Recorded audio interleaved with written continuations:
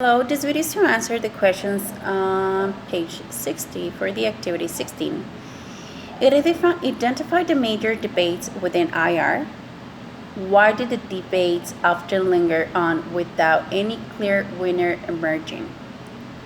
Faced with the recent changes in the world scene, globalization, the global terrorism, and other factors, international issues that are gaining prominence in the media agendas and in the interest of students and academics. However, or precisely because of that, the science of international relations is found in a moment of changes and multiple challenges. Among them, it is to set which should be the objective of this theoretical discipline and what should be its place and autonomy within this other social science. There are three major debates in IR. The first one was the utopian liberalism and realism, the traditionalism and behavioralism, and the neorealism and neoliberalism. The first debate is the liberalism and realism.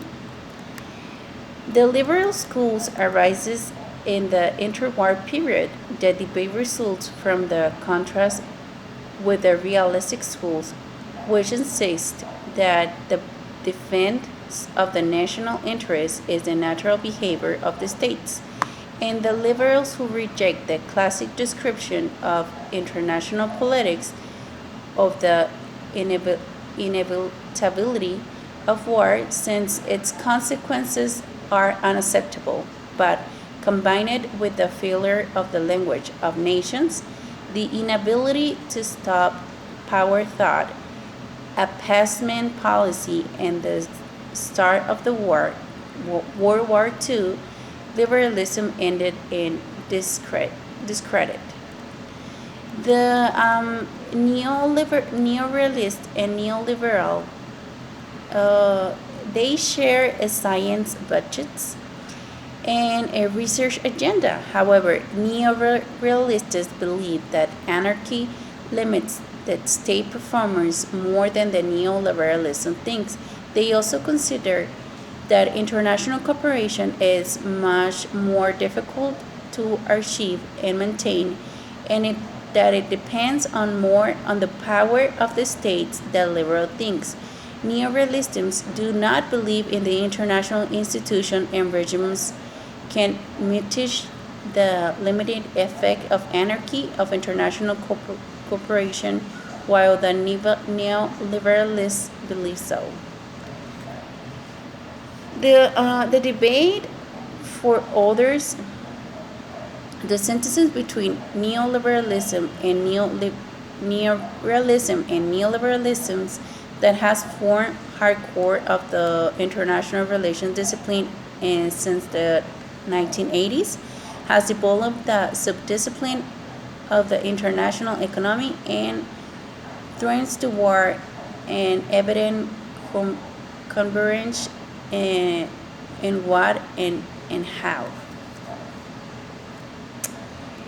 which are the established theoretical traditions in IR and how can they be seen as established. They are realism, liberalism, international society, and international political economic.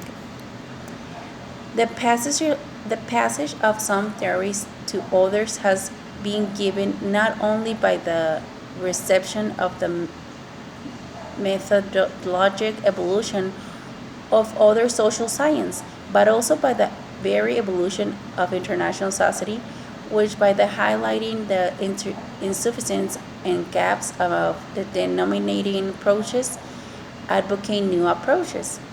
Two approaches to international relations according to the object. One corresponds to the statocentric scheme or model of the international politics, which a multitude of states of unequal capacity, persuading different and founding national interests. The other, the more globalist approaches, would place in attention on the study of global confrontation in terms of horizontal relations that exceed geographical boundaries of the purely state elements, where considerations both socio-economic and political between multiple, multiple subjects are the main objects of study. Why was early IR strong influenced by liberalism? Well, I believe that liberalism is defending future of the modern democracy, illustrated by the prevalence of the term liberal democracy as a way to describe countries with free and fair elections, rule of law, and protected civil liberties. However, liberalism, when discussed within the realm of higher theory, has evolved into a distinct entity of its own. Liberty contains a variety of concepts and arguments about how institutions, behaviors, and economic connections contains and mitigate the violence power of states.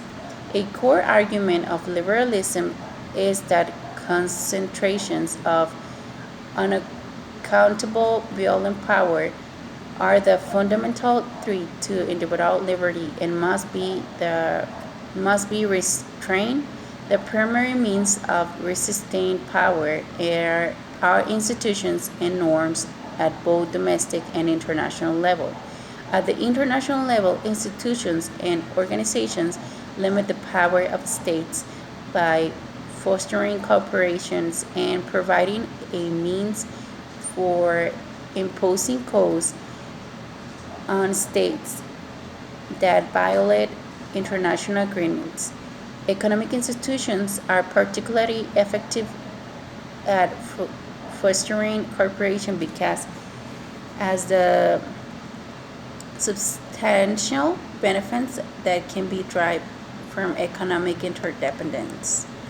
Realism is a dominant theoretical tradition in IR. Why? Realism is a view of international politics that stresses its competitive and conflictual side. It is usually contrasted with idealism or liberalism, which tends to emphasize cooperation. cooperation.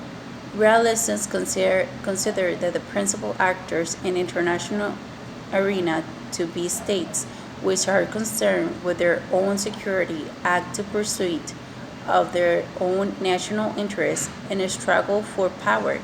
The negative side of the realism emphasizes on power and self-interest, and often their skepticism regarding the relevance of ethical norms and to relations among states.